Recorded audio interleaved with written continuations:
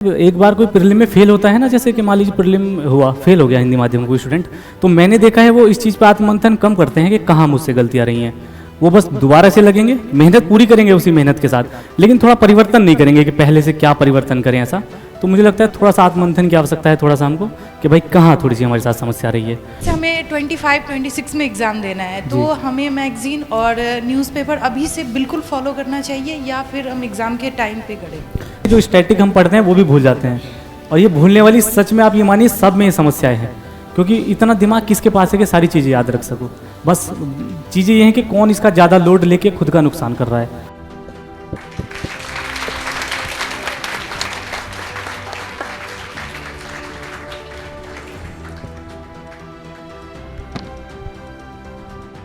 Hello hello. तो okay, तो हम लोग क्या पढ़ने जा रहे हैं अब? ज्योग्राफी। कौन सा टॉपिक पढ़ेंगे? Very good. तो पढ़ेंगे प्रेसिपिटेशन। क्या पढ़ेंगे? ओके, तो प्रेसिपिटेशन तो मैं पढ़ाना ही चाहूँगा, बट उससे पहले आपके ही बीच से गांव की सौंधी खुशबू से लेकर शहर की रंगीनियत तक की एक पहचान प्रद्युम्न के रूप में आपके आसपास बुलाना चाहूँगा। तो प्लीज़ प्रद्युम्न जी आपके बीच उपस्थित हो रहे हैं, तालियों के साथ उनका स्वागत करिए।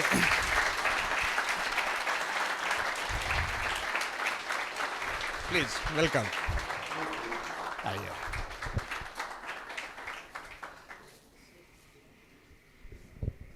Okay please.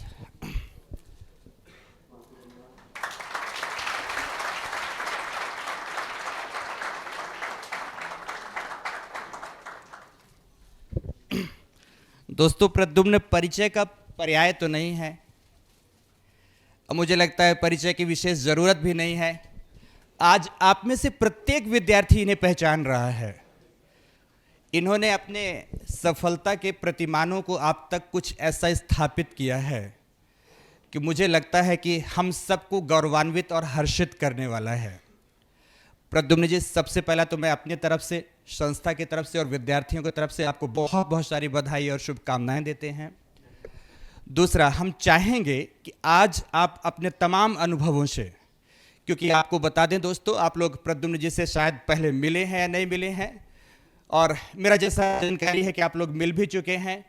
प्रद्युम्न जी ने ध्यान रखेंगे कि अपने विद्यार्थी जीवन से लेकर अभी तक में आपके बीच में कई तरह से समय बिताए हैं।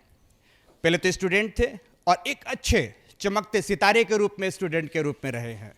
दूसरा, उसके बीच में कुछ महीनों से कहूँ या पीडब्ल्यू के यूपीएससी वाला ओनली आईएएस के सफ़र के साथ से कहूँ, ये आपके पास रहे हैं किसी न किसी रूप में, आपको मार्गदर्शक के रूप में रहे, आपके पथ प्रदर्शक के रूप में रहे हैं।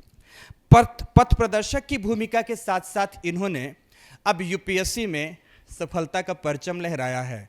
तो हम चाहते थे कि ये आपके पास उपस्थित हों और अपने अनुभवों को आप तक बांटें, आप तक शेयर करें, ताकि आप इनके अनुभवों से सीख लें और आप अपने आप को भी ऊर्जान्वित महसूस करें कि आखिर प्रद्युम्न जी के द्वारा कही गई बातें क्या हमारे लिए सहायक हो सकती हैं। इन्होंने ऐसा क्या किया कि यूपीएससी के इस एग्ज़ाम, जिसको कहते हैं ना कि दुनिया के स्तर पर सबसे कठिनतम एग्जामों में से एक माना जाता है, उसमें इन्होंने जो सफलता अर्जित की है और उस पथ पर आप भी आगे अग्रसरित हो, तो किस प्रकार से ये मददगार हो सकते हैं, इनका सहयोग किस प्रकार से आपके लिए अब आगे भविष्य का पथ प्रदर्शक हो सकता है, ये तमाम चीज़ें सीखने की आज बारी है, आज मौका है। तो प्रद्युम्न जी से इनके अनुभवों का आप लाभ लीजिए। तो प्रद्युम्न जी, मैं आपको पुनः स्वागत करता हूं, और मैं चाहूँगा कि आप हमारे तमाम बच्चों को, अपने सहयोगी ये जो भाई बहन हैं या मित्रगण हैं, इनको आप प्रॉपर तरीके से हर बात बताएं।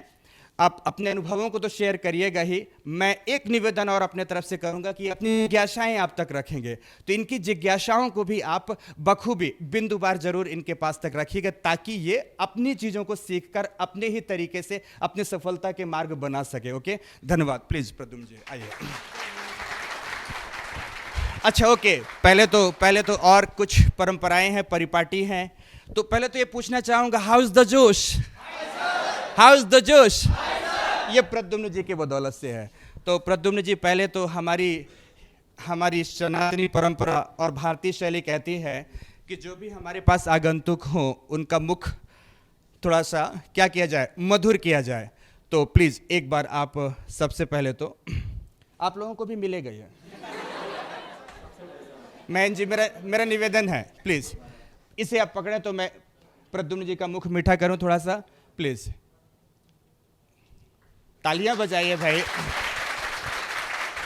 मैन जी, उसे रखिएगा नहीं, बच्चों तक भेज दीजिएगा, मैंने इनसे प्रॉमिस कर दिया। ओके, तो स्वागत है प्रद्युम्न जी, आप आइए बच्चों के बीच और अपनी बातें रखिए। ओके, धन्यवाद। हेलो। वैसे मुझे पता है माइक ऑन है, पर ये शायद करना पड़ता है एक बार। हेलो। वैसे तो सर ने मेरे बारे में बता ही दिया है, पर एक बार मैं भी बता देता हूँ, थोड़ा ज़्यादा प्रभावशाली रहेगा उससे। तो मेरा नाम है प्रद्युमन कुमार और मैं रहने वाला हूँ उत्तर प्रदेश के ज़िला बिजनौर से। और मैंने अपनी 12th तक की पढ़ाई यूपी बोर्ड से की है, प्रॉपर हिंदी माध्यम से। और उसके बाद मैंने अपना graduation chemistry honours Hansraj college Delhi university से किया है 2020 में। और लास्ट ईयर से मैं प्रिपरेशन कर रहा था खुद से ही, थोड़ा बुक्स की मदद से। और ये मेरा 3rd अटैम्प्ट था, पहला मीन्स और पहला इंटरव्यू था। तो ये तो रही थोड़ी मेरे बारे में बातें। बाकी जैसे आप सभी लोग आए हैं हिंदी माध्यम से हैं, हाल फिलहाल में रिजल्ट आया है, तो बहुत सारे क्वेश्चन आपके मन में भी होंगे, बहुत लोग मुझे मिले भी थे। तो उसके माध्यम से मैं चाह रहा हूँ कि आज यहाँ आके आपके भी कुछ क्वेश्चन हो, आप मुझे बेझिझक बताना, मैं उस बारे में ज़रूर आपसे बात करूँगा, या मेरा जो अनुभव रहा है वो मैं आपसे शेयर करूँगा, या ऐसी कुछ गलतियाँ जो शायद हिंदी माध्यम वाले स्टूडेंट से होती है, मुझसे भी हुई हैं शुरुआती 2 अटैम्प्ट में, ताकि वो ना हो, ऐसी कुछ बातों को हम करेंगे बातचीत। बाकी आपके कुछ भी डाउट्स आए मन में लिखते रहिए, एक बार समय मिलेगा आपको ज़रूर बोलने का। वैसे देखिए, सफलता के बाद ये मतलब बहुत ज़्यादा भाई तो मिलती है, बाकी 2-3 चीज़ें मिलती हैं, जैसे कि आज ये मौका मिलेगा और ये वाला माइक लगाने का मौका मिला है, एकदम पायलट वाली फीलिंग आ रही है एकदम। कुछ बता दो, कभी कुछ गलती चल जाए मुझसे।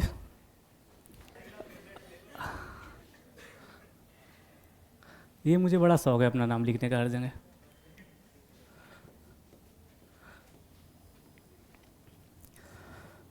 अभी आप अटेम्प्ट दे रहे हैं ये वाला 24 वाला? कुछ नहीं दे रहे हैं? अच्छा, तो 25 के हिसाब से बात करेंगे मतलब, है ना? कोचिंग आप यहाँ से कर ही रहे हैं, कुछ समय आपका हो ही गया होगा।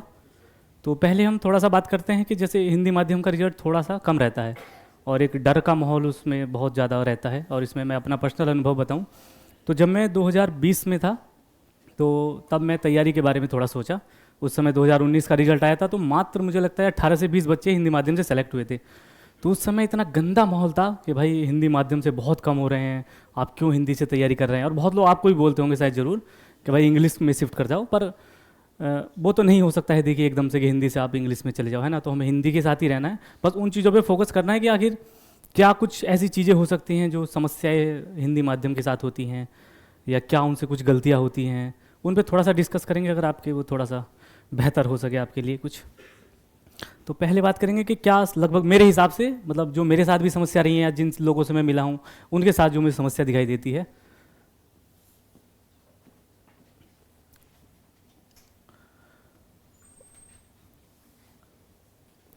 एक तो मुझे लगता है इसमें समस्या है, आप लोग बुक्स बहुत कम पढ़ते हैं, रेफरेंस बुक्स। जैसे जो क्लास नोट्स होते हैं मुझे लगता है उसी का ज़्यादा आप रिवीजन करते हो, आप सभी लोग रेफरेंस बुक्स को कम पढ़ते हो। तो एक तो अपन लिख सकते हैं कि स्टैंडर्ड बुक आप कम पढ़ते हो, मतलब आप नहीं, मतलब सभी हिंदी माध्यम के। और शायद मैं भी शुरुआत में नहीं पढ़ता था बुक्स को, लेकिन जब पहले अटेम्प्ट में झटका लगा तो फिर समझ में आया कि हाँ भाई पढ़नी है। और उसके बाद बुक्स के अलावा और बताइए और क्या हो सकता है। एक होता है कि आप मेरे साथ भी था कि भटकाव बहुत रहता है हिंदी माध्यम के स्टूडेंट में, कि ये बुक पढ़ें वो बुक पढ़ें, उस फला भैया ने बोल दिया है कि ये वाली बुक भी पढ़नी है, ये वाली मैगजीन भी पढ़नी है। तो ये भटकाव वाली भी चीज़ रहती है आपके साथ।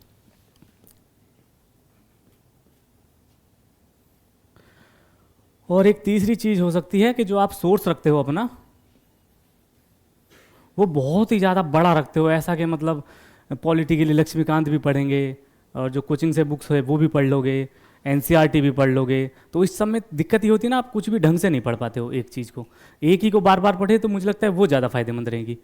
तो एक ही हो गया सोर्स, और मैं 2-3 चीज़ें लिख के लाया हूँ वैसे।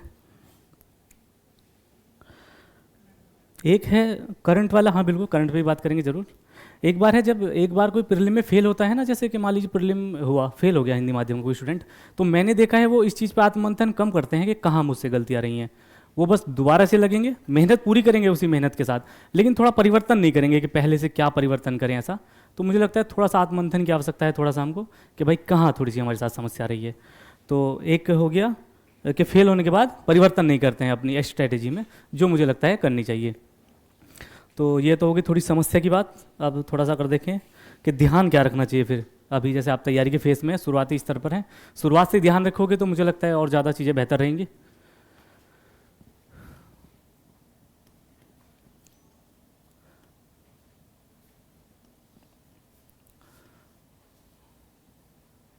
राइटिंग पे ज़्यादा ध्यान मत देना आप, बस समझ आ जाए। हाँ हाँ, नहीं ये मैं पहली बार ही लिख रहा हूँ ना, अभी तो फिर भी सही लिख रहा हूँ। अब बचपन में जब लिखते थे ना बोर्ड पे, आपको पता है, मान लीजिए यहाँ से स्टार्ट करते थे तो यहाँ या तो यहाँ चली जाएगी लाइन ऊपर, या यहाँ से करेंगे तो यहाँ चली जाएगी, तो कम से कम वो नहीं हो रहा है ना, चौक की वजह से हो जाता था। तो एक तो आप देखिए ध्यान रखिए अपना सोर्स बहुत लिमिटेड रखिए, आप जो भी आप बुक्स पढ़ रहे हैं लिमिटेड रखिए, एक सब्जेक्ट का केवल एक ही सोर्स। मान लीजिए कुछ भी, जैसे पॉलिटी है तो पॉलिटी के लिए आप एक तो आपके क्लास नोट्स हो गए, उसके बाद अगर आपने साइड में एनसीईआरटी अगर आप पढ़ रहे हैं तो केवल वही एनसीईआरटी पढ़िए, बार बार पढ़िए। या फिर अगर आप लक्ष्मीकांत पढ़ रहे हैं तो उसी को पढ़िए, उसी को बार बार पढ़िए। ऐसे नहीं कि दो तीन चीज़ें आपने कर रखी है कि डीडी बसु भी पढ़ रहे हैं, लक्ष्मीकांत भी पढ़ रहे हैं, एनसीईआरटी भी पढ़ रहे हैं, कोचिंग से जो बुक्स मिली है वो भी पढ़ रहे हैं, क्लास नोट्स भी पढ़ रहे हैं। तो ऐसा नहीं करना, लिमिटेड ही सोर्स को रखना है आपको। एक तो ये वाली चीज़ें।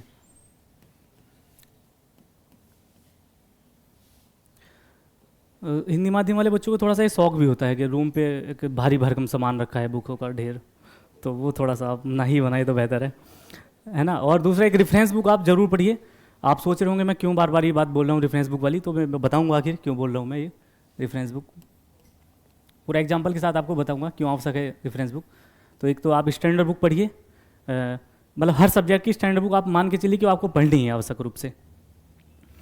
और एक है क्या लिखा हुआ है, अंधा भरोसा ना करें। अच्छा, अंधा भरोसा ना क्या सोच के लिखा होगा ये। तो अंधा भरोसा ना करें मतलब किसी भी चीज़ पे ना करें।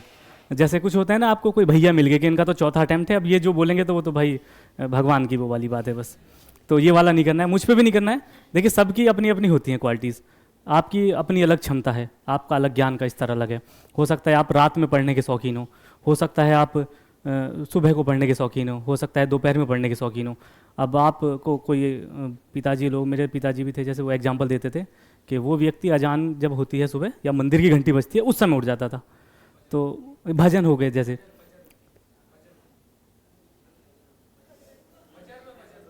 फजल, अच्छा माफ़ी चाहूँगा। अच्छा, मुझे मतलब वो पता था कि सुबह सुबह की जब नमाज होती है भाई उससे जो उठता है वो सबसे परफेक्ट होता है।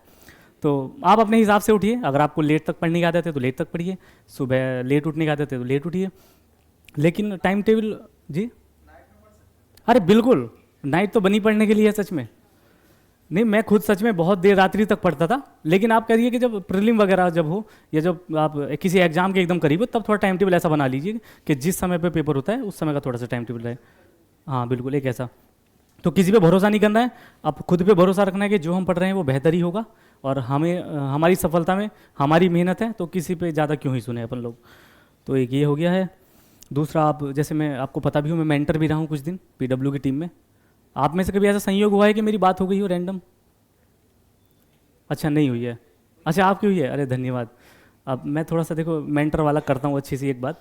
मैं जब मेंटर टीम में था तो एक दिक्कत पता है क्या है, जब कोई बॉय कॉल करके बात करते हैं ना एज ए मेंटर, तो बड़े हार रूड बिहेव करते हैं वो लोग कभी कभी कि हाँ सर, हाँ ठीक है सर, ठीक है। और कोई मतलब मेरी जो दोस्त हैं कुछ लड़की मेंटर हैं उनसे बड़े अच्छे से बात करते हैं, तो थोड़ा सा हाँ उसमें ऐसा होता है कि रिकॉर्ड होती हैं सारी बातें।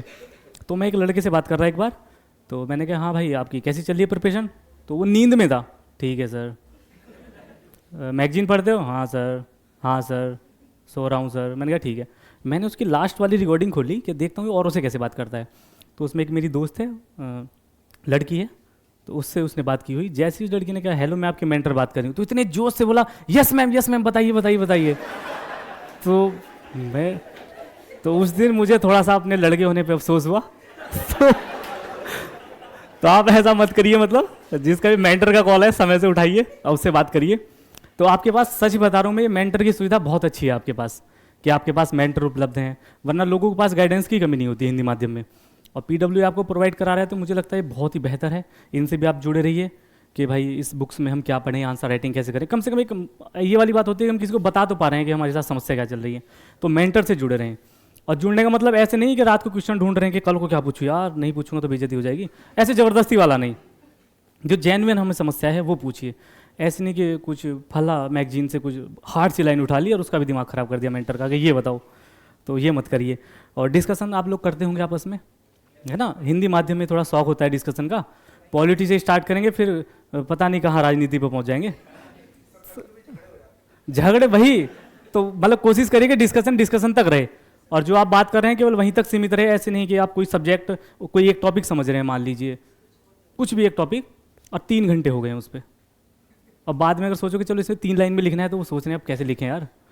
तो ऐसा ना करें, मतलब मिनिमम अपने समय का सदुपयोग करें। मतलब कहने का तात्पर्य बस मेरा ये है, बहुत ज़्यादा ऐसे डिस्कशन में भी बहुत ज़्यादा नहीं पढ़ना है कि 3-3 घंटे एक ही बात को करे जा रहे हैं। तो ये थोड़ा सा सीमित बनाए रखें।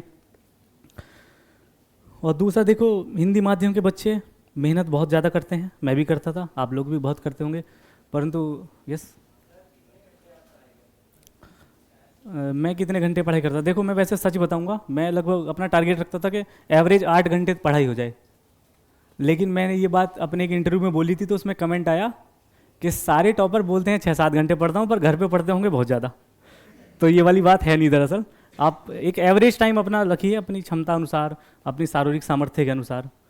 बाकी हिंदी माध्यम वाले बच्चे जैसे बोलते हैं ना हम कि भाई हिंदी माध्यम वाले बच्चों का सिलेक्शन क्यों कम हो रहा है ना, आप और भी चीज़ों को थोड़ा सा फोकस करिए। जैसे कि एक तो थोड़ी संख्या भी इंग्लिश वालों की अपेक्षा थोड़ी कम रहती है। अभी जैसे मैं अगर भी आपसे बात करूं कि आपका ग्रेजुएशन सब्जेक्ट क्या था हिंदी माध्यम से, तो मैं उतनी उम्मीद कर सकता हूं कि 100 में से 90 बोलेंगे बीएससी या बीए, है ना, 90 यही बोलेंगे। थोड़ा सा इंग्लिश मीडियम का भाई वैरायटी ज़्यादा हो जाती है, उनका बैकग्राउंड थोड़ा सही होता है। उनमें कोई कहेगा आईआईटी है, कोई कहेगा मैं एमबीए किया हुआ हूँ, कोई कहेगा कुछ ऑनर्स किया हुआ है। तो ये थोड़ी सी उनकी वैरायटी होती है, तो आप थोड़ा सा ये समझ के चलिए, है ना। बाकी ऐसा कुछ नहीं है कि सामर्थ्य की कहीं भी कमी है। आप देखिए कोई हिंदी माध्यम के बच्चे फर्स्ट अटैम्प्ट में निकाल देते हैं, इंग्लिश वाला 4-4 अटैम्प्ट में नहीं निकाल पाता वो बात, है ना। तो सामर्थ्य की बात तो बात है ही नहीं है, वो बराबर ही सामर्थ्य है, बस वो है गाइडेंस किसको सही समय पर मिल पा रही है। प्रीलिम पे थोड़ा सा बात करते हैं।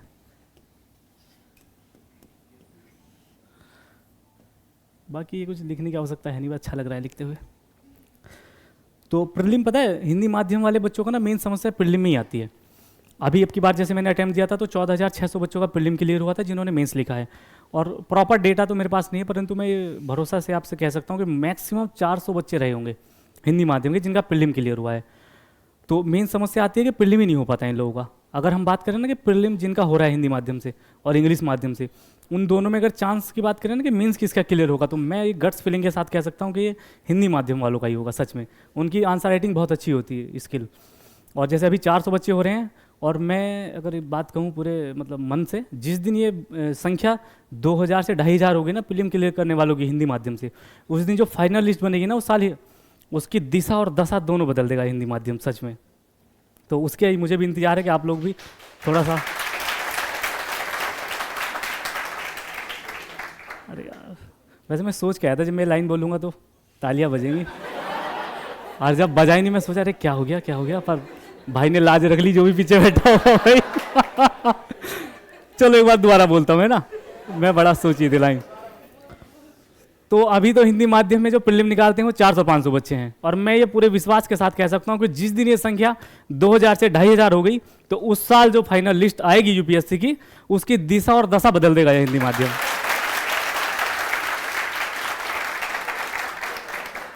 चलिए बहुत बढ़िया, मैं बीच बीच में बताता रहूँगा, है ना, कहाँ ताली बजाना है। थोड़ा सा मेरा भी इसमें उत्साहवर्धन हो जाएगा, है ना। प्रीलिम पे सबसे मेन तो थोड़ा सा होता है कि भाई एनसीईआरटी पढ़े या ना पढ़े। बाकी अगर कुछ भी अपने स्ट्रेटेजी बना के पढ़ रहे हैं ना, तो मेरा आपसे रिक्वेस्ट है कि उसको बदलना मत बिल्कुल भी। आप अगर कुछ सब्जेक्ट की बुक्स पढ़ रहे हैं तो बिल्कुल मत बदलना, बस यहाँ तो हम बात करें कि क्या पढ़ सकते हैं। Okay sir. तो एनसीईआरटी देखिए, यार ये मुझे ही आवाज़ आ रही है लौट के, अभी ठीक है। तो एनसीईआरटी में जैसे कि अभी आप कोचिंग कर रहे हैं, अब इसमें 2-3 हम फैक्टर ले सकते हैं किसको पढ़नी चाहिए। मान लीजिए कोई व्यक्ति कोचिंग नहीं कर रहा है, घर पे बैठा है, तो अगर उसको शुरुआत करनी है तो वो एनसीईआरटी से कर सकता है। ये एकदम बेस्ट प्लेटफॉर्म है कि अगर हमको शुरुआत करनी है तो यहीं से करें। अरे कानों में गूंजती है यार मेरे, फिर ऐसे ज़्यादा करीब हो जाता है तो। दोबारा बोलूं? दोबारा कानों में गूंजती है यार ये बात। कोई बात नहीं, कोई बात नहीं। तो एक तो एनसीईआरटी है कि अगर आप घर पे पढ़ रहे हैं, सेल्फ स्टडी कर रहे हैं, तो एनसीईआरटी जरूर पढ़ें, हर सब्जेक्ट की पढ़ें। एक तो ये वाली बात होगी जो कोचिंग नहीं कर रहे हैं, या जैसे जो बच्चे कोचिंग कर रहे हैं, मान लीजिए आप कर रहे हैं, तो आप सोचिए आपके साथ इतने सारे टीचर मेहनत कर रहे हैं हर सब्जेक्ट को पढ़ाने में, उसके बाद भी आप उनका पढ़ के कह रहे हैं नहीं अब हम अलग पढ़ेंगे एनसीईआरटी वाला, तो ये थोड़ा सा अलग हो जाता है ना। उन्होंने समझा तो दिया है ना आपको उसके बारे में। अब आप एक काम करिए, डायरेक्ट रेफरेंस बुक पे जंप करिए। जैसे अगर पॉलिटी यहाँ पढ़ी है तो डायरेक्ट लक्ष्मीकांत लीजिए, स्पेक्ट्रम यहाँ पढ़ा है तो डायरेक्ट आप मतलब मॉडर्न हिस्ट्री यहाँ पढ़ी है तो डायरेक्ट आप स्पेक्ट्रम को पढ़ सकते हैं, रेफरेंस बुक को। लेकिन कुछ एनसीईआरटी ऐसी हैं जो पढ़नी अनिवार्य है, चाहे कोचिंग कर रहे हो आप ना कर रहे हो, कितने बेहतर टीचर आपको पढ़ा रहे हो ना पढ़ा रहे हो। तो उसमें एक तो आपको ही पता होगा भूगोल की, ये सर भी बताते होंगे ना आपको कि भूगोल की एनसीईआरटी पढ़नी है, ये सर है ना भूगोल की टीचर हैं। मुझे लगा भी मना कर रखी हो तो मैं फिर काट दूंगा ये, है ना। तो एक तो भूगोल वाली 11वीं-12वीं की पढ़ना आप बहुत ज़्यादा, यानी कि 6 से लगे पढ़े हैं। 6 से लगने की उन्हें ज़रूरत होती है जो बिल्कुल खुद से कर रहे होते हैं घर बैठ के। तो आपने तो यहाँ थोड़ा सा उसके बारे में सारे कॉन्सेप्ट पढ़े हुए हैं, तो आप डायरेक्ट भी पढ़ेंगे तो समझ आ जाएगी। लेकिन अगर आप 0 से स्टार्ट करेंगे तो आप मुझे लगता है तैयारी छोड़ दोगे, इतनी थोड़ी इनकी लैंग्वेज हार्ड होती है। एक हो सकती है आपकी प्राचीन भारत, प्राचीन भारत की एक ओल्ड एनसीईआरटी करके आती है 11वीं क्लास की। एनसीईआरटी आर एस शर्मा है क्या? हाँ, रामशरण शर्मा, वो अलग बुक है, रेफरेंस बुक। हाँ सेम ही है, पर मुझे लग रहा है वहाँ बताऊंगा थोड़ा सा ज़्यादा हवाबाजी हो जाएगी उसमें। मतलब चाहे ये पढ़िए या आर एस शर्मा पढ़िए, मतलब वो सेम ही है, दोनों सेम है। लेकिन ये ओल्ड एनसीईआरटी का ना थोड़ा पेपर रद्दी सा हो जाता है, तो फीलिंग्स ही नहीं आती उसमें। उसमें 2-4 चित्र बने हुए आर एस शर्मा, तो वो थोड़ा सा अच्छा लगता है। तो ये एनसीईआरटी की थोड़ा सा बात हो गई है ना। बाकी आपको एनसीईआरटी के बारे में कुछ पूछना हो तो बताओ।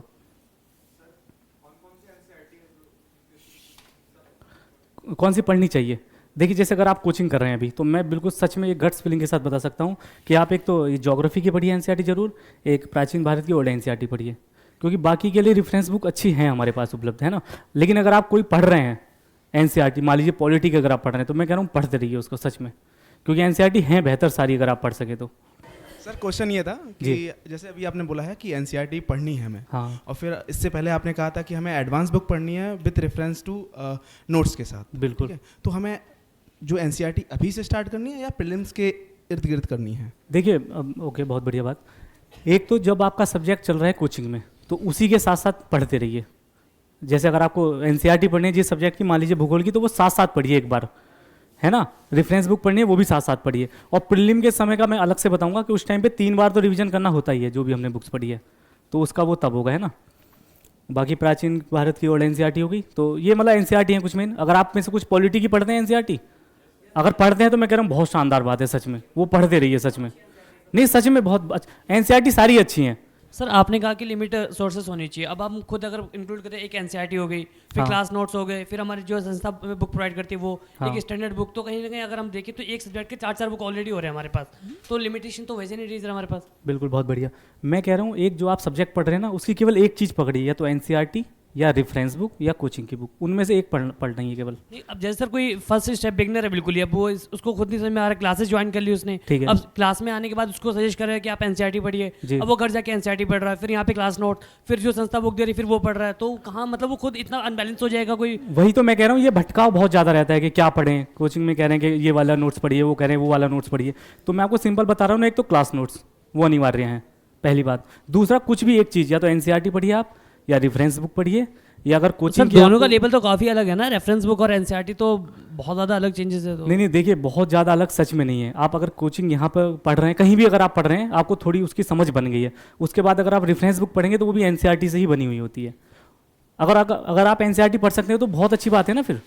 नहीं, तो आपके अकॉर्डिंग सब कुछ ठीक है सर। जैसे अगर आपने बताया एनसीईआरटी होगी, क्लास नोट्स हो गए, रेफरेंस बुक हो गया, और ठीक है। जो संस्था की बुक होगी, एक सब्जेक्ट के 4 बुक हो रहे हैं हमारे पास। मैं कह रहा हूँ सिर्फ एक आपको पकड़नी है, क्लास नोट्स के बाद सिर्फ एक, या तो किसी संस्था की एक बुक अगर आपको बेहतर लग रही है, या फिर एनसीईआरटी अगर आपको वो समझ आ रही है अच्छे से, या फिर कोई रेफरेंस बुक, इनमें से सिर्फ एक। ये मैं ऑप्शन दिए हैं ओके कि ये ऑप्शन है, इनमें से कोई एक चूज करना है। अगर आप 2 चूज करोगे तो सच में बहुत भटका हो जाएगा। ऐसा नहीं सर जैसे हमने क्लास नोट्स करा उसको रिवीजन के बाद एक स्टैंडर्ड बुक अपने रेफरेंस कर ली, हाँ बहुत बढ़िया है रेफरेंस दो बुक। क्योंकि एक ही दो मतलब एक क्लासेस होगी उसके बाद कुछ एक्स्ट्रा हमारे पास मिल गए वहाँ से फैक्ट वगैरह। बिल्कुल बिल्कुल, तो रेफरेंस बुक हाँ बिल्कुल बढ़िया है साथ में। एक इसके मतलब अपने शेड्यूल बना के इसको प्रॉपर वन वे करते रहे। बिल्कुल बिल्कुल थैंक बिल्कुल यू सर। और उनको बार बार पढ़ना है आपको, ऐसा नहीं है कि एक बार पढ़ के छोड़ दी कि हमने कभी पढ़ी थी।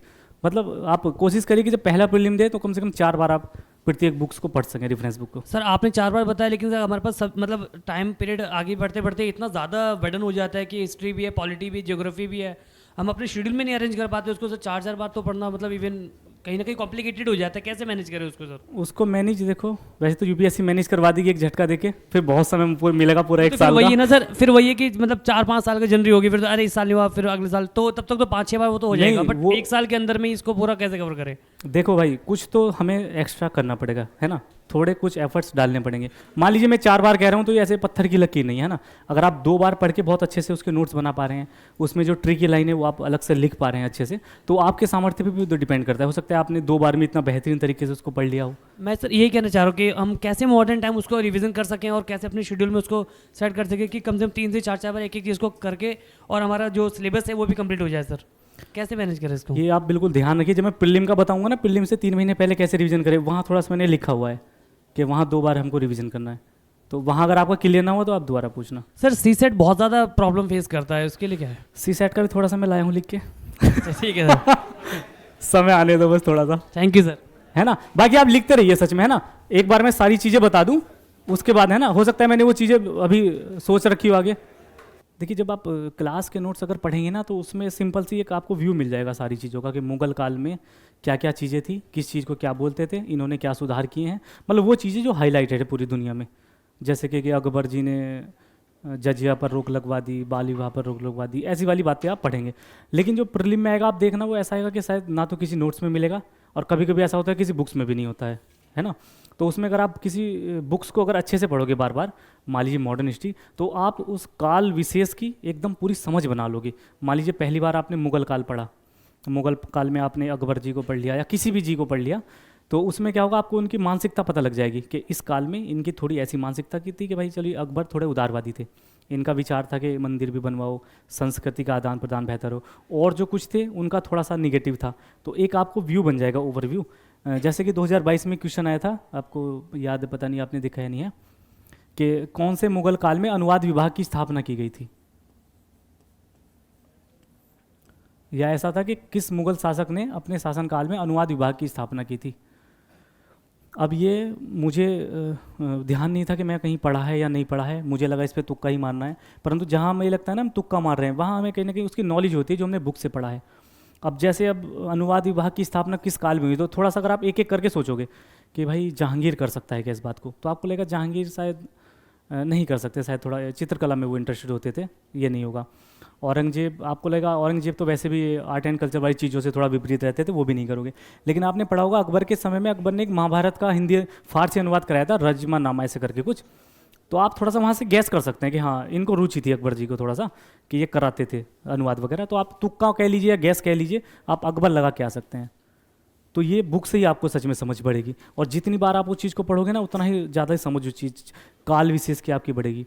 और जैसे कि मान लीजिए मराठा आ गया है कि भाई मराठाओं के शासनकाल के दौरान निम्न में से कौन कौन सी चीज़ें थी, 4 लाइनें हैं, वो ना किसी बुक्स में है ना किसी कोचिंग में आपको पढ़ाया है, लेकिन अगर आपने बुक से मराठाओं के बारे में पढ़ा है, उनकी क्या मानसिकता थी, किस प्रकार से वो शासन करते थे, अपने जो उनकी जनता थी वो कैसे उससे जुड़ाव रखते थे, तो शायद आप गैस कर पाएंगे। और आपको ही पता है 60-70 क्वेश्चन गैस ही करने हैं, मुश्किल से 30 ही आएंगे, तो गैस करने हैं तो वो बुक से ही हो पाएंगे सिर्फ। तो इसलिए बुक्स अनिवार्य है, और मैं सच में मैं बहुत ज़्यादा इस बात को बोलता हूँ कि आप बुक्स ज़रूर पढ़िए। हिंदी माध्यम में मैं बहुत स्टूडेंट्स को देखा है वो बुक्स ही नहीं पढ़ते हैं सच में, और इसका भुगतना पूरे कम्युनिटी को पड़ता है, पूरी हिंदी कम्युनिटी को, है ना। नए जो स्टूडेंट आ रहे हैं हिंदी से, फिर वो भी उस चीज़ से डर जाते हैं कि कैसे करें। लेकिन आप ये थोड़ा सा भरोसा बना के रख रहे हो कि हिंदी माध्यम में ऐसा कुछ नहीं है कि भाई हम नहीं कर सकते हैं, हमसे नहीं होगा। बहुत ही स्टूडेंट जो पहले अटेम्प्ट में करते हैं, मैंने जैसे बताया, और जैसे मेरे बहुत जानने वाले इंग्लिश से तैयारी कर रहे हैं, और उनका दूसरी बार लगातार मेंस था, आपकी बार एक इंग्लिश मीडियम से, और मेरा पहला था, तो उनका जैसे नहीं हुआ। तो मैं ये नहीं कह रहा मैं ज़्यादा योग्य हूँ से, बस मैं ये कह रहा हूँ कि ये ज़रूरी नहीं है कि भाई इंग्लिश वाले का होगा और हिंदी वाले का नहीं होगा। मीन्स हम सबका बेहतर है हिंदी वालों का, बस ज़रूरत है प्रीलिम निकालने की। ये मतलब जैसे कि आपने बताया, कुछ स्टूडेंट से मैंने बात की है तो कहते हैं कि जैसे हम स्पेक्ट्रम पढ़ रहे हैं तो हमें ऐसा लग रहा है कि यार स्पेक्ट्रम पढ़ रहे हैं लेकिन कुछ याद नहीं रह रहा है हमारे, और उसमें वो क्या करेंगे 4 पेज पढ़ेंगे, अगले दिन जब पढ़ने वाले रहेंगे अगला पेज तो उन्हें लगेगा पहला तो याद ही नहीं रहा तो दोबारा पढ़ेंगे। अब आप जब हम किसी चीज़ को, मान लीजिए किसी टॉपर से बात कर रहे होते हैं ना, मेन बात है भरोसा करना। तो आप ये इस बात पर मेरी भरोसा करिए जो मैं बता रहा हूँ, जब भी आप किसी बुक्स को पढ़ें तो ये बिल्कुल ना सोचें कि हमें याद रह रहा है या नहीं रह रहा है। पहला टारगेट होना चाहिए कि आपको पूरी बुक एक बार पढ़ डालनी है, कितना याद रहा कितना नहीं रहा उसका कोई फ़र्क नहीं पड़ता। और जब कम से कम आप 3 बार बुक्स को पढ़ सको किसी, उसके बाद आप अपने आप को इवेलुएट करना कि अब मुझे कितना याद है। तो अगर ये सोच के पढ़ेगा कि कितना याद है तो इतना किसी के भी याद नहीं हो पाता है। इसलिए बोलते हैं कि मैक्सिमम बार रिवीजन करिए बार बार, ताकि कुछ चीज़ें आपके दिमाग में बैठ जाएं कि हाँ भाई ये चीज़ें ऐसे हैं। तो मुझे लगता है कम से कम 2 बार तो हाईलाइट नहीं करना चाहिए, 2 के बाद ही करो, क्योंकि शुरू में आपको पता ही नहीं ना कि इंपॉर्टेंट क्या है। शुरू में तो अगर आ गया कि इस योजना की शुरुआत इतनी सन में हुई थी तो आप उस पर अंडरलाइन कर दोगे, है ना। अब तीसरी बार में आपको लगेगा यार ये तो कॉमन सी बात है, ये कहाँ ही प्रीलिम में पूछी जाएगी, या कुछ जनरल सी बात है कि ये नहीं पूछी जाएगी। फिर आप तीसरी बार में जो हाईलाइट करोगे ना वो बहुत ही इंपॉर्टेंट रहेगा। तो कम से कम तीसरी रीडिंग में मुझे लगता है आप करिए अगर हाईलाइट करना है तो ये थोड़ा सा बुक्स का पढ़ने का हो सकता है, किसी भी बुक्स का, या अगर आप मैगजीन भी पढ़ते हैं तो उसका भी सेम तरीका हो सकता है ना। तो ये थोड़ा बुक्स का रहा। बाकी थोड़ा सा करंट पे मैं बात करता हूँ, करंट पे।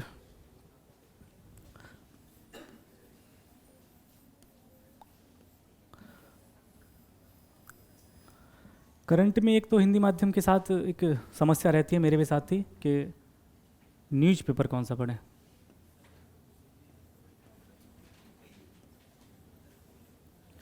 आप में से शायद कुछ होंगे जो शायद द हिंदू पढ़ लेते होंगे, है ना। मैं भी नहीं पढ़ पाता था वैसे, और ना मैंने पढ़ा है। तो अगर आप कुछ अगर हैं जो पढ़ रहे हैं तो पढ़ते रहिए, उसको बिल्कुल भी छोड़ने की आवश्यकता नहीं है। और अगर हिंदी माध्यम में दैनिक जागरण अगर आप पढ़ सकते हैं तो वो आप पढ़िए, राष्ट्रीय संस्करण करके इसका आता है। और अगर आप ये भी नहीं पढ़ सकते हैं न्यूज़पेपर, द हिंदू आप पढ़ते हैं तो बहुत अच्छी बात है, अपने दोस्तों को भी सिखाइए कैसे पढ़ना है फिर तो, है ना। मगर पढ़ते रहिए फिर अगर आप पढ़ रहे हैं तो। लेकिन मेरे कहने का मतलब ये है कि अगर आप न्यूज़पेपर नहीं पढ़ पा रहे हैं तो इसको बिल्कुल भी टेंशन नहीं लेनी है। आप मैक्सिमम टॉपर्स को देखोगे वो बोलते हैं हमने न्यूज़पेपर पढ़ा ही नहीं है, जैसे मैं भी नहीं पढ़ता था। और रवि सिहाग जी हैं वो भी नहीं पढ़ते थे, सच में उन्होंने बहुत जगह बताया है कि मैं न्यूज़पेपर नहीं पढ़ा है। तो इसका टेंशन नहीं लेना कि अगर आप नहीं पढ़ रहे हैं तो कोई समस्या है। परंतु अगर आप द हिंदू पढ़ते हैं, आप कितने समय में पढ़ते हैं, कितना टाइम लग जाता है, कितना 1 घंटा? 1 घंटा तो फिर सही है। कोई भी न्यूज़पेपर में अगर आपको 1 घंटा लग रहा है तो वो इनफ है। अगर आपको 4-5 घंटे लग रहे हैं तो फिर आपको आवश्यकता है कुछ सोचने की कि भाई 4-5 घंटे। जी न्यूज़पेपर पढ़ने में क्या पढ़ते हो ऐसा उसमें? हाँ हाँ ना, तो थोड़ा सा मैं बताता रहा हूँ, किसी भी चीज़ को पढ़ो ना बस एक बार पढ़ते चले जाया करो बिना ये सोचे क्या याद रह रहा है। और जब आप प्रीलिम दोगे ना, मेंस दोगे, मैं डेफिनेटली कह रहा हूँ आपको वो चीज़ जरूर दिमाग में टक करेगी कि मैंने कहीं पढ़ी है। और हर चीज़ को ऐसे पढ़ोगे ना कि याद करना है न्यूज़पेपर में, तो शायद बहुत समस्या आ जाएगी। फिर बस स्पीड से पढ़े करिए। और न्यूज़पेपर को तो 1 घंटे से ज़्यादा बिल्कुल नहीं देना है, आप ये बात मान के चलिए। और क्या हो सकता है, मैगजीन।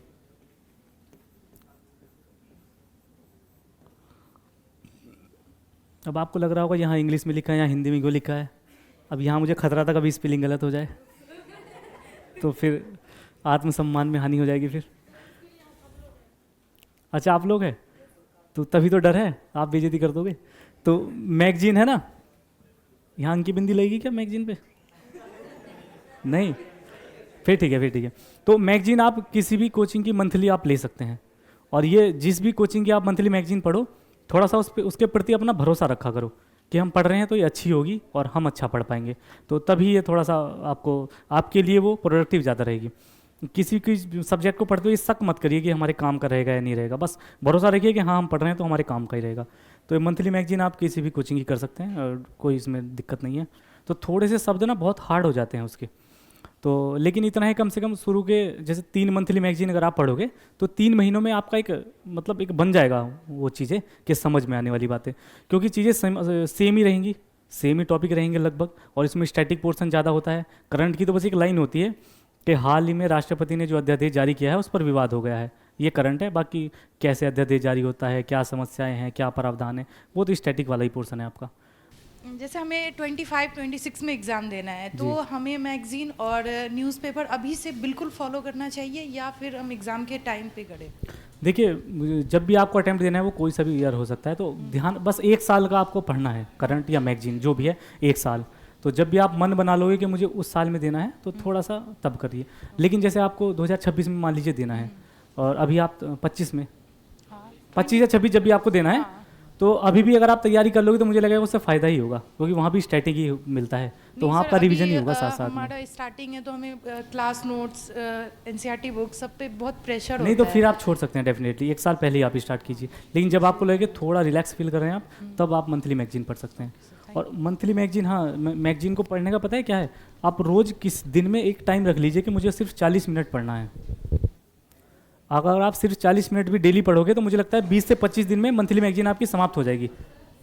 सर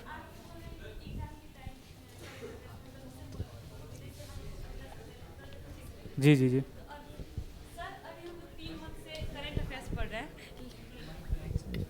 सर हम तीन अरे भाई, हाँ, 3 मंथ से करंट अफेयर पढ़ रहे हो आप। सर 3 मंथ से पढ़े हैं, लेकिन हमको उतना करंट अफेयर समझने में मतलब प्रॉब्लम हो रहा है। तो सर हम एग्ज़ाम के पास आकर के पढ़ेंगे तो सर समझने में ही टाइम निकल जाएगा ना। अरे ये अभी कितना समय हुआ है आपको पढ़ते हुए करंट को? 3 मंथ। 3 मंथ हुआ है ना, हाँ। तो आप ये भरोसा करिए 1 मंथ में आपका और अच्छा हो जाएगा। 3 से 4 मंथ में आ जाती है चीज़ें पढ़नी। और आप खुद सोचिए ना, ऐसा तो हो नहीं सकता कि पूरे साल आपको करंट ही नहीं समझ में आ रहा है ना। उसमें बहुत ज़्यादा समझने वाली चीज़ें होती नहीं है, बस जो स्टैटिक पोर्शन है आपको रिवीजन सोच के करिए कि हमको रिवीजन करना है बस उस चीज़ का। सर आंसर राइटिंग में हम इंग्लिश टर्म यूज़ कर सकते हैं सर, इंग्लिश का, इंग्लिश के टर्म्स। इंग्लिश के टर्म्स, ये ठीक है ठीक है, इस पे बात करेंगे अभी जब आंसर राइटिंग करूँगा मैं। थोड़ा सा आंसर राइटिंग पे बात मैं सोचता हूँ पहले प्रीलिम एकदम कर लेते हैं ना, इसके बाद थोड़ी सी चीज़ और बची है। एक यूट्यूब चैनल आप फॉलो कर सकते हैं अगर आप करते हैं तो।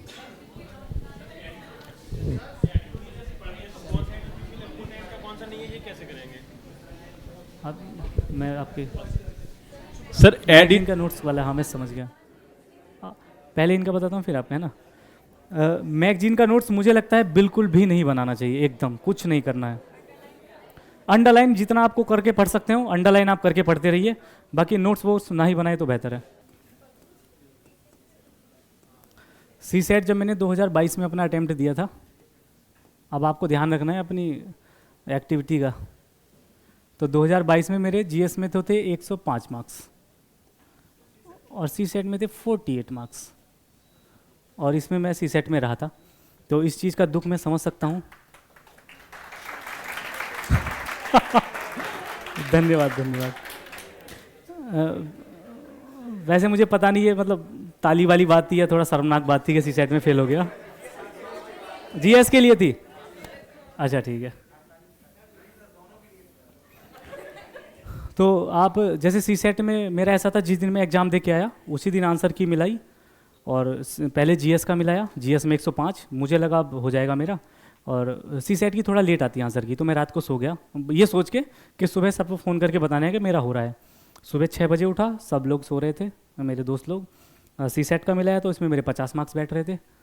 अब क्या ही कर सकते हैं, आप समझ सकते हैं क्या करूँ, अगला ही दिन है और पूरा 1 साल पड़ा है अब, तो सच में मतलब ये बहुत ही दिक्कत वाली बात होती है। और मैं नहीं चाहता किसी भी हिंदी माध्यम के साथ ये सी सेट वाली प्रॉब्लम हो। तो इसमें प्रॉब्लम एक तो ये है कि हम सोचते हैं कि लास्ट के 2 मंथ में पढ़ेंगे सी सेट को, है ना। और पहले शायद ये चीज़ें बेहतर भी थी, 2-3 साल पहले 2 मंथ में हो भी जाता था, लेकिन अभी हाल फिलहाल के साल में ऐसा हो रहा है कि अगर आप 2 मंथ में करोगे तो शायद नहीं हो पाएगा।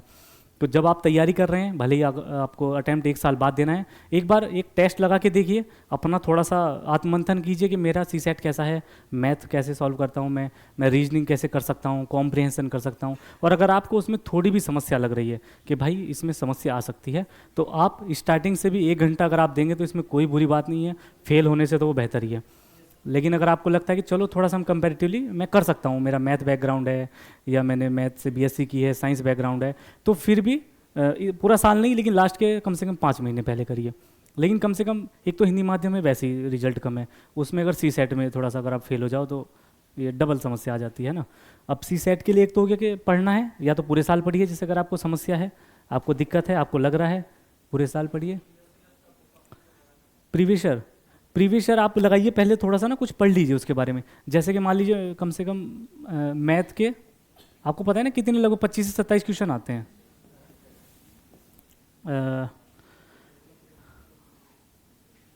ऐसे रीजनिंग के भी 25 से 27 सेम ही होते हैं लगभग, और कॉम्प्रिहेंशन वाले भी इतने ही होते हैं।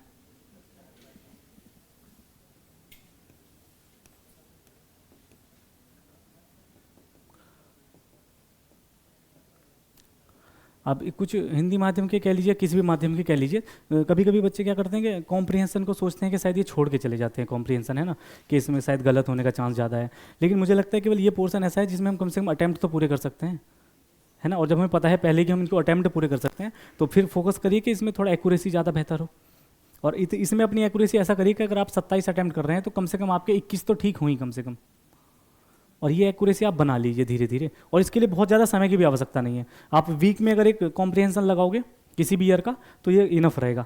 तो इसको अब थोड़ा सा अपना आप मजबूत कर लीजिए कि इसमें एक्यूरेसी आपकी बेहतरीन बनी रहे। तो इसके लिए बस रीडिंग स्किल आपकी बेहतर होनी चाहिए, आप बहुत तेज़ पढ़ने वाले होने चाहिए कि अच्छे से पढ़ के एकदम से क्लिक कर दें चीज़ों को। दूसरी बात, मैथ में 25 से 27 क्वेश्चन आते हैं, और सारे तो अटैम्प्ट नहीं हो सकते हैं, किसी से भी नहीं हो सकते। तो इसमें कम से कम आप ऐसा करिए कि 10 से 12 चैप्टर जो मैथ के हैं कम से कम उनको बेहतर करके जाइए, 10 से 12, क्योंकि एक चैप्टर से एक ही क्वेश्चन आने वाला है। तो उसको इतना बेहतर कर लीजिए कि कम से कम वो आए तो आप उसको सॉल्व कर सकें। अब पूरा मैथ अगर आप करने लगो 25-30 चैप्टर हैं तो उलझे पड़े रहोगे कि यार ये करें या वो करें। तो कम से कम कुछ चैप्टर तो ऐसे करके जाइए कि भाई ये मेरे मजबूत रहेंगे, इससे कुछ भी क्वेश्चन आ जाए मैं नहीं करने वाला हूँ। तो इसमें अपनी क्षमता के अनुसार जैसे 10 से 15 चैप्टर आप अच्छे से करके जाइए, और जितने दिन में आप कर सकते हैं उस हिसाब से अपनी तैयारी स्टार्ट कीजिए कि प्रीलिम से 3 महीने पहले करनी है, 4 महीने पहले करनी है। और रीजनिंग का भी सेम है। रीजनिंग में तो अगर आप सारे भी चैप्टर कर लोगे तो मुझे लगता है सेम से ही है लगभग, सारी समस्या बहुत ज़्यादा है नहीं। तो ये वाली बात है। अब आपको लग रहा होगा बताने में बड़ा आसान लग रहा है कि ये कर लो, है ना। मेन चीज़ है कि आप प्रैक्टिस की थोड़ी सी समस्या है। एक तो आपको करना है, अपने आप को पहचानना है कि भाई आपको कब और कितने समय पहले तैयारी स्टार्ट करनी है। और दूसरा, इसके तैयारी का आप कर सकते हैं यूट्यूब पे, जैसे एसएससी वाले बहुत सारे टीचर्स हैं जो पढ़ाते हैं, उन्हीं की 1-2 क्लास आप देख लीजिए, उसके अच्छे से नोट्स बना लीजिए। और अगर बीच में समय मिले, हालांकि ये हो सकता है कि भाई भटकाने वाली बात है, लेकिन मेरा ऐसा था जब सेकेंड अटैम्प्ट में नहीं हुआ था, तो वो मई में आई थिंक 5 जून को एग्ज़ाम हुआ था। अब 1-2 महीना दुखी रहा, उसके बाद मैंने सोचा मुझे कम से कम पूरे साल तो सीसेट पढ़ना है, ऐसा नहीं कि दोबारा भी वहीं झटका खा के बैठा हूँ। तो सितंबर में ग्रुप डी का पेपर था रेलवे का, मुझे लगता है देना चाहिए, तो वो मैंने दिया, ये सोच के कि कम से कम मैं मैथ के टच में रहूँ, है ना। और अगर निकल जाता है तो बहुत अच्छा लगता है फिर। तो जैसे ग्रुप डी निकला तो मुझे तो तब भी बहुत मज़ा आ रहा था कि ग्रुप डी में हो गया मेरा। तो ये वाला आप सब्जेक्ट कर लीजिए। एसएससी वगैरह का 1-2 एग्जाम, मतलब बहुत ज़्यादा एग्जाम नहीं, ऐसा एग्जाम जिसमें आप मैथ से थोड़ा सा कनेक्टेड रहें, तो उस टाइप का थोड़ा सा करते रहिए। तो ये तो हो गया जुड़ाव की बात, के पूरे साल जुड़े रहिए। और दूसरी बात होती है, प्रीलिम का पेपर हो, जीएस का हो या सीसेट का हो, मेन चीज़ होती है कि आप उस एग्ज़ाम हॉल में उसको सॉल्व कैसे कर रहे हैं। आपने देखा होगा कुछ स्टूडेंट्स कहते हैं कि हम मैथ में फंसे रह गए, हमें 1 घंटा 20 मिनट हो गया और हम केवल 15 ही क्वेश्चन कर पाए थे। तो इन चीज़ों से बचने के लिए थोड़ा सा स्ट्रैटेजी आप पहले से बना के जाइए। जैसे कि कॉम्प्रिहेंशन को आप ये मान के जाइए कि मुझे सिर्फ और सिर्फ 40 मिनट इसको देने हैं। ये मान के नहीं जाना है, घर पे प्रैक्टिस करके जानी है कि मैं 40 मिनट में कॉम्प्रिहेंशन कर लेता हूँ अच्छी एक्यूरेसी के साथ। ये चीज़ें घर पे करके देखनी है, डायरेक्ट वहाँ नहीं। तो 40 मिनट आपको इसको देना है। बाकी इन दोनों का तो सेम ही है, इसमें ये नहीं कि मैथ करना है रीजनिंग करना है, उसमें आपको बाकी समय इन दोनों चीज़ों को ही देना है। लेकिन ये ध्यान रखना है कि कम से कम जब 1.5 घंटा हो जाए तब आप एक बार गो थ्रू हो जाओ पूरे पेपर से 80 के 80 क्वेश्चन। ऐसा ना हो कि शुरू के 60 क्वेश्चन पे आप टाइम पूरा हो गया है और बाद में पता लगा कि लास्ट के 20 क्वेश्चनों में आसान क्वेश्चन थे। और ये बहुतों के साथ होता भी है कि समस्या आ जाती है कि लास्ट में आसान क्वेश्चन थे, वो वहाँ तक हम पहुँच ही नहीं पाए थे। तो 1.5 घंटे में एक बार गो थ्रू हो जाइए। लास्ट में जो फिर आधा घंटा या 20 मिनट बची है उसमें उन क्वेश्चनों को लीजिए जो आपसे हार्ड हो रहे थे या आपको लग रहा है आप सॉल्व कर सकते हैं, तो उस चीज़ को करिए। तो ये 2-3 चीज़ बातें हैं कि 40 मिनट में आपको ये करना है, बाकी समय में आपको ये दोनों चीज़ करनी है, 1.5 घंटे में गो थ्रू हो जाना है और कम से कम 2 बार सीसेट का पेपर एक बार पढ़ पाओ। ये थोड़ी सी आपकी स्ट्रैटेजी होनी चाहिए। समझ सकता हूँ कहने में थोड़ी चीज़ें आसान लग रही हैं, परंतु ये वहाँ जब उस एग्ज़ाम हॉल में चीज़ को उतारोगे तो बहुत कठिन है, क्योंकि मैथ के क्वेश्चन आपको लगता है सॉल्व हो रहे हैं पर गलती हो जाती है। और इसलिए उन गलतियों से बचने के लिए घर पे इतनी प्रैक्टिस करके जाइए कि वहाँ पर वो गलती ना हो। साथ ही जैसे हम मॉक टेस्ट लगाते हैं, तो जीएस का हम मॉक टेस्ट ऐसे लगाते हैं कि मान लीजिए किसी एक कोचिंग का हम पकड़ लेते हैं कि उसका मॉक टेस्ट लगाना है। और सी सेट का ऐसा है ना कि कब कैसा आ जाए किसी को नहीं पता है, तो कम से कम 30 मॉक टेस्ट आप लगाइए सी सेट के प्रीलिम से पहले। और इन 30 मॉक टेस्ट को ऐसा नहीं कि किसी एक कोचिंग की लगाइए, आप सारी कोचिंग के लगा लीजिए 5-5 6 क्योंकि कॉम्प्रीहेंशन में तो कम से कम वैरायटी मिलेगी ना, कहीं हार्ड होगा, कहीं स्लो होगा, कहीं आसान होगा। तो आपको कम से कम करना आ जाएगा कि हाँ मेरे एवरेज 27 में से 20 क्वेश्चन ठीक हो रहे हैं किसी भी कोचिंग के। तो सी सेट के लिए आप, मुझे लगता है किसी जितनी मैक्सिमम कोचिंग हो सके उनके मार्केट में ऑफलाइन मिल जाते हैं, उनके 4-4 5-5 आप मॉक एक बार घर पे बैठ के समय से लगा के देखिए और कोशिश करिए घर पे कि आपके कम से कम 40 नेट क्वेश्चन ठीक हो रहे हों। ये अपना टारगेट बनाइए अपनी तैयारी के दौरान कि जब मैं मॉक टेस्ट कोई भी लगा रहा हूँ तो कम से कम मेरे 40 नेट क्वेश्चन ठीक बैठ रहे हैं। तो ये थोड़ी सी सेट की बात हो सकती है। बाकी अब आप जो पूछिए।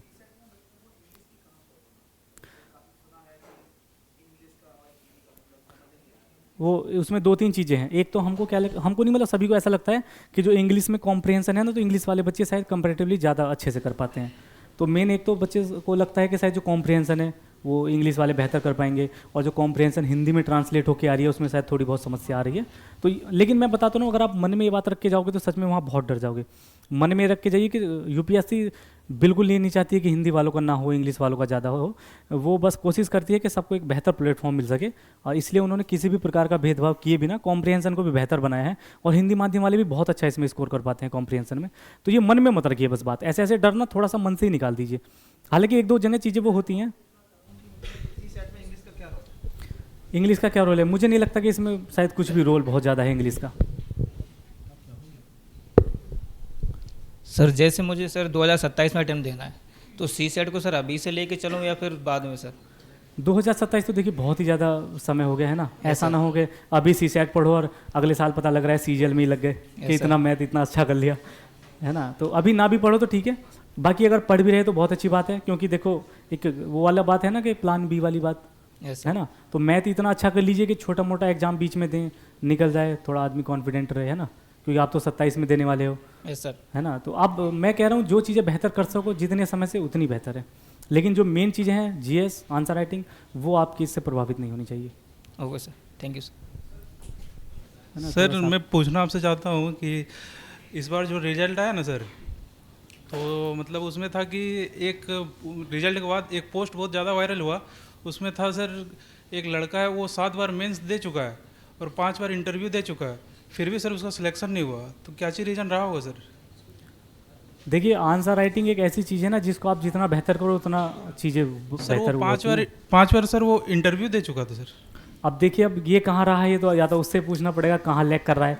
मैं अपनी पर्सनली अगर बताऊँ, मेरा एक दोस्त है वो 3री बार लगातार मेंस दे रहा है और उसके पास नोट्स भी प्रॉपर बने हुए हैं, उसका ऑप्शनल भी ठीक है, लगातार प्रीलिम निकालता है और 3 बार मेंस दिया है, उसका नहीं हो पा रहा है ना। तो अब ये उन्हें विचार करने की आवश्यकता है कि कहाँ समस्या आई है इसमें। मतलब शायद हम नहीं कर सकते किसी को जज, है ना।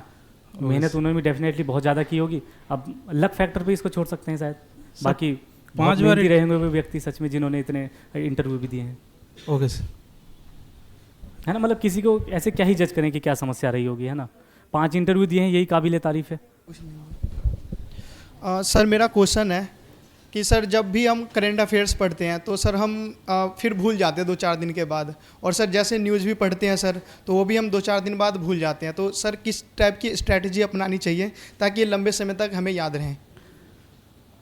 पहली बात हम भाई ने ठीक कहा, रिवीजन करिए। बाकी आपने कहा ना कि मैगजीन भूल जाते हैं, न्यूज़पेपर भूल जाते हैं, आपको एक और ऐड करना था कि जो स्टैटिक हम पढ़ते हैं वो भी भूल जाते हैं। और ये भूलने वाली सच में आप ये मानिए सब में ये समस्याएं हैं, क्योंकि इतना दिमाग किसके पास है कि सारी चीज़ें याद रख सको। बस चीज़ें ये हैं कि कौन इसका ज़्यादा लोड लेके खुद का नुकसान कर रहा है। तो इसका लोड नहीं लेना है कि भाई हम भूल रहे हैं, ये चीज़ें आप भूलोगे ही डेफिनेटली। इसका सिर्फ एक ही सॉल्यूशन है, बार बार रिवीजन करिए और अपने ऊपर भरोसा बनाए रखिए कि जब प्रीलिम में कुछ चीज़ें आएंगी तो वहाँ आप कनेक्ट कर पाओगे। क्योंकि मैगजीन में भी इतना सारा डेटा होता है, कोई नहीं याद रख पाएगा उसको। तो बस आप पढ़िए बार बार, ये ज़रूरी है। Okay sir. और सर एक क्वेश्चन और था सर कि सर कोई भी एस्पिरेंट है, उसको वो स्टार्टिंग से तैयारी कर रहे हैं, तो उसको मतलब किस टाइप की मोटिवेशन चाहिए, किस टाइप की स्ट्रेटजी चाहिए ताकि वो एग्ज़ाम अच्छे से मतलब लिख सके और अच्छे से प्रिपरेशन कर सकें? जी जी बिल्कुल। देखिए जो मैं अपने पर्सनली अगर बताऊँ इसमें मैंने क्या फेस किया है, यूपीएससी का जो भी तैयारी करने आते हैं अधिकतर बच्चे, वो कहीं ना कहीं मतलब एक चीज़ उनके अंदर एक सेल्फ मोटिवेशन वाली होती है। किसी के अंदर कुछ भी हो सकती है कि भाई पिताजी मेरे ये काम करते हैं, इनको इस चीज़ से यहाँ ले जाना है, या कुछ और कुछ पर्सनल भी हो सकती हैं चीज़ें, बहुत सारी चीज़ें, इंतकाम हो सकता है ना। मतलब मेरा कहने का मतलब है जिसके लिए आप आए हो यूपीएससी करने के लिए, आप आज रात में जाके सोचना घर पे भी बैठ के कि मैं क्यों करने आया हूँ यूपीएससी। तो अगर आपने वो एम पकड़ लिया ना, आप क्या करने आए हो, तो मुझे लगता है वो आपको बहुत ज़्यादा मोटिवेट रखेगा। बाकी दुनिया में कोई चीज़ नहीं है जो आपको मोटिवेट इतना कर सके आप पढ़िए। एक सेल्फ मोटिवेशन है, उसको ही बनाए रखने की आवश्यकता है। Okay sir, thank you sir. Optional मेरा वही जो सब हिंदी वालों का होता है। ये ऐसा यार, इतना गलत कैसे हो सकता है कोई। मेरा हिंदी साहित्य।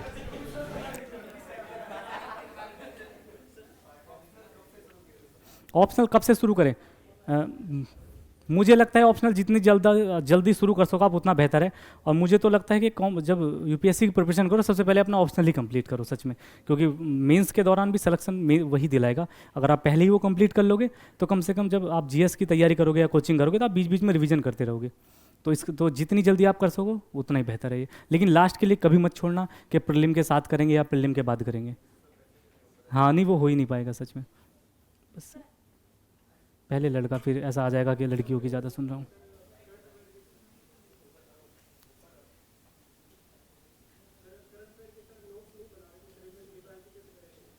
करंट अफेयर के आप एक बात बताइए। मैं समझ गया हूँ वैसे भाई की बात। आप एक बात बताइए, अब हर मंथ तो पढ़नी है ना चीज़ों को, तो उसके नोट्स की फिर आवश्यकता क्या है? अगले दिन कुछ और चीज़, नई चीज़ आ जाएगी। और आप जब 6 महीने के एक बार पढ़ लोगे ना मैगजीन, आपको लगेगा सारी चीज़ तो रिपीट ही हो रही है। हर महीने जो घटना घटती है वो पहले घट चुकी है 6 महीने पहले, और वही स्टैटिक दोबारा आ गया है चीज़ों का। तो आपको उसकी आवश्यकता बहुत ज़्यादा सच में है ही नहीं। नोट्स की सच में ही ज़रूरत नहीं। आप कहाँ तक बनाएंगे इतने नोट्स? आप सोचिए, मान लीजिए आप 1 साल से नोट्स बना रहे हैं, इतने मोटे आपके नोट्स बन गए हैं।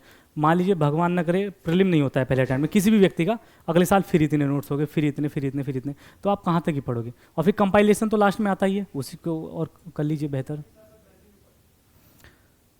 देखिए ये अपनी मुझे लगता है व्यक्तिगत है। अगर आपके पास इतना समय है कि दोनों चीज़ों को पढ़ पा रहे हो तो बेहतर है ना। बाकी मंथली मैगजीन पढ़नी चाहिए, कंटेंट ज़्यादा होता है, उससे आप रिवीजन कर पाते हैं। न्यूज़पेपर से तो ये आप उस चीज़ से जुड़ पाते हैं बस।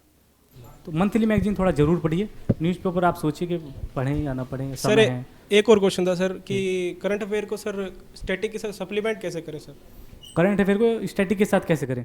मुझे लगता है ये करने की आवश्यकता नहीं है। करंट अफेयर खुद से ही वो दोनों ऐड करके ही आता है। मंथली मैगजीन में अगर आप पढ़ोगे तो शुरू की लाइन होगी कि करंट का मुद्दा क्या है, उसके बाद उस सारे मुद्दे का स्टैटिक पोर्शन होगा, क्या प्रावधान है, कब क्या क्या हुआ है, कौन कौन सी योजनाएं आई हैं, वो सब खुद से ही वो चीज़ें होती हैं। और जो आप कह रहे हैं वो ठीक भी कह रहे हैं आप, इसमें वैल्यू एडिशन की क्या आवश्यकता है? तो ये आवश्यकता है जब आप मेंस आंसर राइटिंग कर रहे हो, वहाँ वो चीज़ें वहाँ ऐड करने के लिए। मान लीजिए कोई नई योजनाएं आई हैं, जैसे मान लीजिए भारतीय कृषि पर अगर क्वेश्चन आ जाएगा तो उसमें आप करंट का जोड़ के लिख सकते हैं कि पीएम सम्मान निधि योजना लागू की है ना, और जी जो लोन मिलता है उसमें छूट दी है। तो ये वाली चीज़ें आप मेंस के दौरान ऐड कर सकते हैं। प्रीलिम के दौरान आप ये मैक्सिमम फोकस रखिए, एक तो रिवीजन पर और बस ज़्यादा से ज़्यादा पढ़ने पर। जी मेंस के बारे में मैं बताऊंगा, तो अभी मेंस के बारे में मत पूछना, मतलब अभी प्रीलिम के बारे में थोड़ा सा पूछो। मेंस के बारे में हिंदी ऑप्शनल के बारे में सर पूछना था, मतलब कितना टाइम लगता है, मतलब कितना टाइम लगता है प्रिपरेशन करने में पूरा? हिंदी ऑप्शनल में मुझे, ऑप्शनल कोई भी हो अगर आप अच्छे से करोगे तो मुझे लगता है सब कुछ छोड़ के तो 4 से 5 महीने में हो जाएगा, अगर सब कुछ छोड़ के केवल ऑप्शनल करोगे तो। थोड़ा हिंदी ऑप्शनल के बारे में, स्ट्रैटेजी के बारे में बता दीजिए। इसकी स्ट्रैटेजी ठीक है, फिर मेंस के बाद करते हैं ताकि दोनों चीज़ें कनेक्ट भी हो जाएंगी, है ना, कि आंसर राइटिंग कैसे करें। अरे आपसे तो मैं मिला हूँ पहले। भैया कॉम्प्रहेंशन, रीडिंग कॉम्प्रहेंशन जैसे मैं क्वेश्चन सॉल्व कर रहा था तो मुझे मतलब टफ बहुत लगा, क्योंकि एक तो बहुत लेंदी पैराग्राफ दिया हुआ है, फिर नीचे 4 ऑप्शन है, उसमें करेक्ट भी करना है, तो वो उसको कनेक्ट नहीं कर पा रहे थे, क्योंकि पढ़ तो रहे थे, कई बार पढ़े, लगभग 5 बार पढ़ा मैंने, लेकिन मैं नहीं कनेक्ट कर पा रहा था उसको। तो ये भी टेंशन है। और मैथ ऐसे ही हम लोग शुरू से मैंने अवॉइड किया है, क्योंकि मैथ मुझको इतनी आती नहीं, केमिस्ट्री मुझे अच्छा लगता था। तो ठीक तो वो भी एक टास्क है, क्योंकि क्वेश्चन अब टफ भी हो गए, इजी भी नहीं है कि 6, 7, 8 का मैथ है सॉल्व कर लो आसानी से। नहीं ओके, समझ गया मैं आपकी बात। तो देखिए कॉम्प्रिहेंशन आपने बताया टफ है, तो तो मुझे लगता है पूरी यूपीएससी तो और भी ज़्यादा इससे ज़्यादा टफ है ना। लेकिन जो आप कह रहे हो ना कि हम पैराग्राफ पढ़ते हैं फिर कनेक्ट नहीं पढ़ पाते हैं, जो नीचे जो ऑप्शन चूज़ करना है, उसके लिए ये मेरे साथ भी था। शुरू के 2 अटेम्प्ट में मैं भी कॉम्प्रिहेंशन नहीं करता था ये सोच के कि शायद ऊपर का पढ़ता हूँ नीचे का भूल जाता हूँ। तो उसके लिए आप अपनी रीडिंग स्पीड बहुत बेहतर रखिए, इतनी बेहतर कि आपको दिमाग को इधर उधर जाने का मौका ना मिले। जितनी देर में पढ़ा उतनी देर में एकदम आंसर, है ना। कॉम्प्रिहेंशन पढ़ते समय दिक्कत ये होती है कि हमारा दिमाग थोड़ा इधर उधर हो जाता है, और ये सच में प्रैक्टिस से ही आएगा आपको। और अभी आप जैसे मुझे लगता है 2-4 कॉम्प्रिहेंशन या 2-4 साल के कॉम्प्रिहेंशन किए होंगे, आप इसको बार बार करिए और ये डेफिनेटली आ जाएगा सच में आपके अंदर। इसके लिए टेंशन की आवश्यकता नहीं है, बस बार बार रीडिंग करिए अच्छे से। सर सेल्फ स्टडी ज़्यादा बढ़िया रहेगी या कोचिंग? सेल्फ स्टडी से क्या ज़्यादा निकाल रहे हैं? कहाँ? अच्छा आप भाई साहब? Yes sir. सेल्फ स्टडी या कोचिंग में से क्या चुने? जो आप चुन चुके हो। नहीं मैं तो ऐसे आपका सेमिनार और डेमो के लिए आया था। नहीं बहुत धन्यवाद। 10 दिन हो गए मुखर्जी नगर में कोचिंगों में उलझा पड़ा हूँ, अभी तक डिसाइड नहीं कर पा रहा हूँ। देखिए बिल्कुल सही कहा आपने। ये देखिए कोचिंग कभी कभी ना ऐसा हवा सा बन जाता है कि भाई कोचिंग मत करो, कभी कभी बन जाता है कोचिंग ही करो।